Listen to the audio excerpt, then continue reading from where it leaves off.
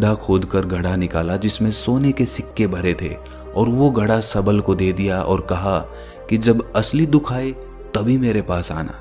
सबल को उस घड़े से थोड़ी उम्मीद मिली।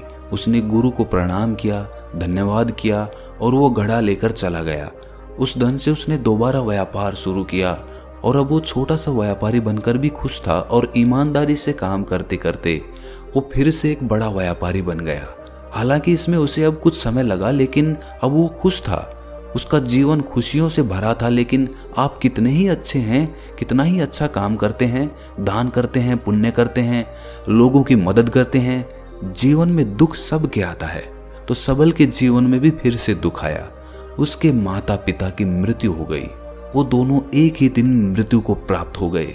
सबल अपने माता पिता से बहुत प्रेम करता था, इसीलिए उसे बहुत गहरा आघात लगा। वो उन्हें शमशान ले गया, वहां पर उनकी अंतिम क्रिया की। सबल ने जब उन्हें चिता में जलते हुए देखा तो उसका मन बेचैन हो उठा। उसके मन में हजारों सवाल खड़े हो गए। वो घर वापस आया तो उसने अपने माता पिता की संपत्ति को देखा जिसके लिए वो हमेशा लड़ते रहते थे। आज वो लावारिस की तरह पड़ी थी। उसकी देखरेख करने वाला, उसे देखने वाला कोई नहीं था। उसके पिता ने जो भी इकट्ठा किया था सब यहीं पर रह गया था। एक दिन पहले तक भी वो अपनी संपत्ति के लिए किसी से भी लड़ने के लिए तैयार थे, लेकिन आज सब कुछ खत्म हो चुका था। उसका मन बहुत बेचैन हो रहा था। लग रहा था जैसे कुछ खाली है, कुछ अकेलापन सा है, कुछ डर है, कुछ है जो समझ नहीं आ रहा। इसीलिए वो गुरु के पास पहुंचा। गुरु ने सबल को देखते ही कहा कि क्या कोई दुख है? सबल ने कहा कि जीवन में वैसे तो कोई दुख नहीं है गुरुदेव, सब ठीक ही है, सब सुखी हैं, पर आज मेरे माता पिता की मृत्यु हो गई और मेरा मन बहुत दुखी है। गुरु ने कहा कि इसमें दुखी होने वाली क्या बात है? एक दिन तो सबके प्रियजनों को मर जाना ही है। जीवित तो यहाँ कोई नहीं रहा और ना ही कोई रहेगा। तुम भी एक दिन मर जाओगे, हो सकता है कल, या कहो आज, या कहो तो अभी भी तुम मर सकते हो। सबल ने कहा कि गुरुदेव आप ये क्या कह रहे हैं? मैं भी मर जाऊंगा? अरे मैं तो अभी जवान हूं। गुरु ने कहा कि प्यारे, इस भ्रम में मत जीना कि मृत्यु बूढ़ों को ही आती है। बूढ़ों के सामने जवान भी मर जाते हैं, बच्चे मर जाते हैं।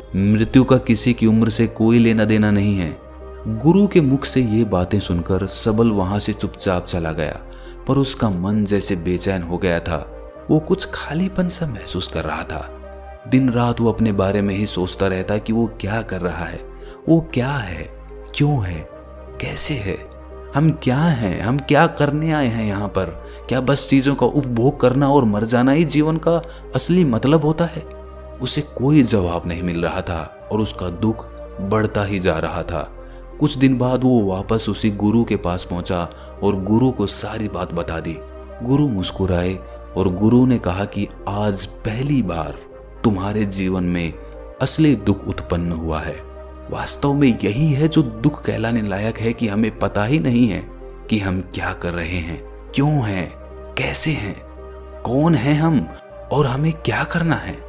सबल ने कहा गुरुदेव मेरे दुख का समाधान कीजिए। गुरु ने कहा कि हम सब अपने जीवन भर क्या इकट्ठा करते रहते हैं। सबल ने कहा कि गुरुदेव सभी लोग धन संपत्ति, मान सम्मान, प्रेम, परिवार, मित्र, शत्रु, पद प्रतिष्ठा इकट्ठा करते रहते हैं। गुरु ने कहा कि क्या इनमें से कुछ भी इकट्ठा करके हम अपने साथ ले जा सकते हैं? सबल ने कहा कि नहीं गुरुदेव, इनमें से तो कुछ भी साथ नहीं ले जाते। मेरे माता पिता के साथ भी कुछ नहीं गया, सब तो यहीं पर छूट गया। गुरु ने कहा ध्यान से समझना, इस दुनिया में हम जिसे इकट्ठा करते हैं उसे हम कभी इकट्ठा करते ही नहीं। सभी चीजों को देखते हैं लेकिन उसे देखते ही नहीं। जिसे हमें इकट्ठा करना है वो है हम खुद। हमें इस दुनिया में अपने आप को इकट्ठा करना है ताकि जब हमारी मृत्यु हो तब हम एक हो सकें और अपने आप को पहचान सकें। हम बटे हुए हैं प्रेम में, नफरत में, क्रोध में, क्रूरता में, धन में, संपत्ति में, पद में, प्रतिष्ठा में, सम्मान में, पहचान में, धर्म में, जाति में, दूसरों को लूटने में और अपने आप को लुटाने में, और ऐसी ही हजारों लाखों वासनाओं में हम बटे पड़े हैं। हम टुकड़ों में जीवन जी रहे हैं। हमारी चेतना कभी भी एक नहीं हो पाती। हमारी ऊर्जा शक्ति बिखर गई है। इसीलिए हमारे पास इतना भी समय नहीं है या इतनी भी शक्ति नहीं है कि हम मुड़कर अपनी ओर देख सकें। वास्तव में लोग जिंदगी भर जिन्हें दुख दुख कहकर चिल्लाते रहते हैं और उनका समाधान खोजते रहते हैं, उन्हें उनका समाधान कभी मिलेगा ही नहीं, क्योंकि जिन्हें वो दुख कहते हैं वो दुख है ही नहीं। इसीलिए यहाँ किसी को कभी उनके दुख का समाधान नहीं मिलता।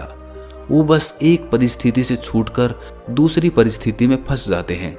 जैसे वो पहली समस्या में रो पड़ते थे, वैसे ही वो दूसरी समस्या में रो पड़ते हैं। हमेशा ही एक समाधान नजर आता है, वो है मृत्यु, पर वो भी कोई समाधान नहीं है। इसीलिए इन सब का अगर परम समाधान चाहिए तो अपने आप को इकट्ठा करो, अपनी ऊर्जा को इस संसार से वापस खींचो, उसे एकत्रित करो, अपने ऊपर ध्यान दो, अपने पर ध्यान लगाओ।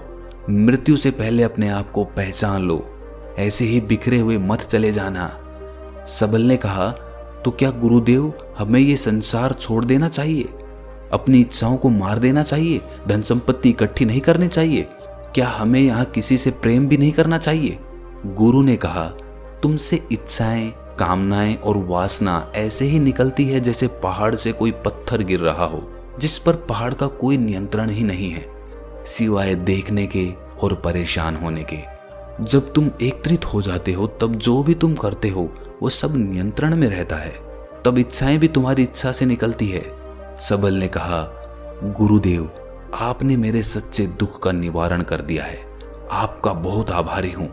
अब मैं अपने आप को एकत्रित करूंगा गुरुदेव। मानव शरीर में बहुत ऊर्जा है, बहुत शक्ति है, पर वो बेकार की चीजों में बट कर रह गई है, व्यर्थ की चीजों में लगी रहती है। दोस्तों, अक्सर हम ऊपर वाले से सवाल करते हैं कि हमारे जीवन में इतने दुख क्यों हैं। हम सभी के मन में ये सवाल उठता है और इसका जवाब है कि वो परमात्मा हमें उस परम दुख तक ले जाना चाहता है, उस सबसे बड़े दुख तक ले जाना चाहता है, जहां पर हमें पता चल सके कि इंसानी आत्मा का असली दुख क्या है। और वो दुख है अपने आप को ना पहचान पाना, अपनी शक्तियों को ना पहचान पाना, अपने आप को इकट्ठा ना कर पाना, अपने आप पे नियंत्रण ना कर पाना। हमारे जीवन में यही दुख होता है, लेकिन इस दुख को ना देखकर हम सभी प्रकार के दुख देखते हैं, लेकिन इस दुख पर हमारा कभी ध्यान ही नहीं जाता। और वास्तव में होना ये चाहिए कि जब हमारे जीवन में दुख आते हैं तो हमारी सोच वहां पर जानी चाहिए कि मैं क्यों हूं, मैं क्या हूं। और जब ये एकमात्र दुख आपके जीवन में आपको नजर आता है, तब आप ध्यान की तरफ बढ़ते हैं, तब आप अपने आप को खोजने की तरफ चलते हैं। तो दोस्तों, कैसी लगी आपको ये कहानी कमेंट सेक्शन में जरूर बताना, और अच्छी लगी तो इस चैनल को सब्सक्राइब करना ना भूलें। तो मिलते हैं अगली कहानी में, तब तक के लिए अपना ख्याल रखें।